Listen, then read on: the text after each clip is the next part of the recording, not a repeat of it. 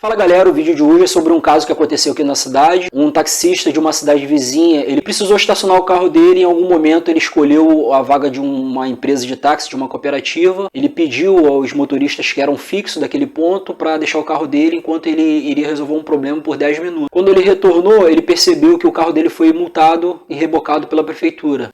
No caso, ele recorreu até os guardas municipais, alegando que o carro dele tinha sido colocado numa vaga de táxi e o guarda municipal respondeu dizendo que a remoção ela foi provocada pelos próprios motoristas de táxi daquele ponto. E ele depois, quando foi questionar os motoristas de táxi disseram que foi uma decisão unilateral aí da guarda municipal. De qualquer forma, o vídeo ele não vai falar sobre o desfecho dessa história, mas mais importante que isso, eu queria falar sobre as consequências desse tipo de ação para toda a categoria de motoristas de táxi. Antes disso, eu queria pedir para vocês me ajudarem a divulgar esse canal, compartilhar, comentar, colocar aqui embaixo quem que você acha que está certo, que está errado, e acima de tudo, eu queria perguntar a vocês se esse modelo de ponto que a gente tem hoje, ele é um modelo mais adequado, levando-se em conta os grandes avanços da tecnologia que a gente tem passado nos últimos tempos. E para começar, eu queria falar exatamente dessas mudanças que ocorreram nesses últimos anos. De uma maneira geral, os pontos eles sempre foram regulados pelas prefeituras. As prefeituras eles não só dão uma autorização para que o motorista possa colocar uma placa vermelha no seu carro, mas também tem uma autorização que não é tão conhecida do grande público, que é uma autorização para a criação de um ponto de táxi. De certa forma, esse tipo de autorização, ela geralmente é procurada por um grupo muito menor de motoristas. E isso faz com que, nesse tipo de ambiente, crie-se uma determinada cultura de ponto. Eu chamo de cultura porque não é nada formalizado, não está nada escrito, mas de uma maneira geral ela acontece relativamente de uma maneira muito parecida em vários pontos do país. Em grande parte dos casos, um grupo muito menor desses motoristas, eles entram na prefeitura fazendo um pedido de ponto. E esse mesmo grupo ali é responsável por zelar aquele espaço, geralmente bancando ali a pintura da pavimentação, a sinalização, conservação, limpeza. Em alguns grupos aí mais organizados aí, ele chegou até a colocar uma tenda de proteção de chuva e sol, em alguns casos até mais específico, um banheiro químico. Mas é a partir desse tipo de laço que o motorista constrói um senso de pertencimento e um senso de cooperação com aquele grupo ali que faz parte daquele ambiente. Isso, por outro lado, não só serve para afastar aquele motorista que não participou dessa construção do ponto, mas também ajuda a afastar aqueles motoristas que é conhecido por pares ali, de que não tem muito uma ética para trabalhar em grupo,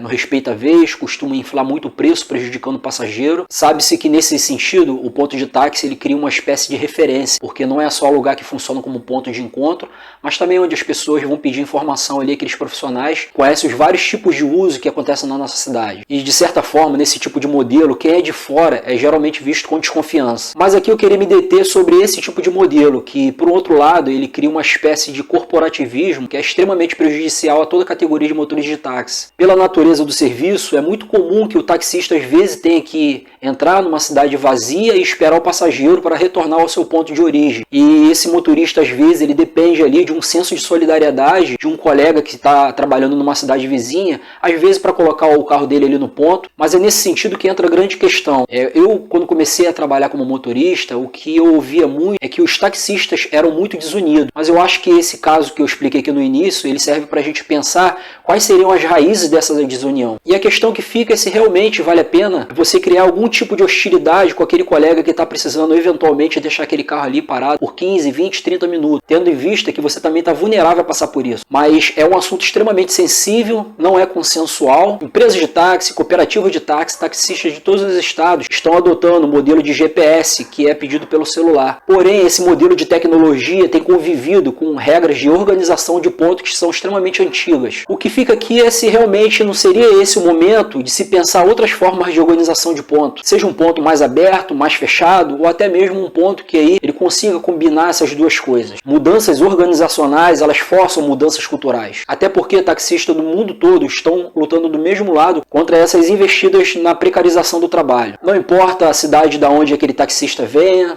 não importa se o carro dele é um carro popular, se um carro é de luxo, se ele é um placa vermelha, ele está lutando pelos mesmos princípios e valores que você. O ponto de táxi, ele só se transforma numa referência se ele estiver sendo continuamente ocupado. Não importa o dia, se é de madrugada, se é segunda-feira, se é feriado ou em festas de finais de ano, que é quando as cidades elas ficam aí com o movimento de transporte mais rarefeito. Não é sempre que um ponto fechado ele tem eficiência logística. E isso deve ser lembrado toda vez que houver um conflito, como eu citei aqui no início desse vídeo. Toda vez que você não concordar com alguma decisão que ela é tomada, com alguma opinião, é extremamente importante que você continue a manter um canal de diálogo respeitoso, sem prejudicar seu colega de profissão. Não se discorda para você destruir ou prejudicar seu oponente, porque quando você tenta destruir seu oponente, você está ferindo com toda a categoria de motoristas. A desconfiança ela tem uma capacidade muito grande de se espalhar e de contaminar o ambiente. Diante dessas mudanças que estão vindo aí destruindo o trabalho e precarizando, é importante construir uma mentalidade de unidade, pois somente dessa maneira a categoria vai conseguir avançar naqueles problemas que estão ao seu alcance. Fico por aqui, agradeço mais uma vez a vocês que puderam ficar até o final. Grande abraço.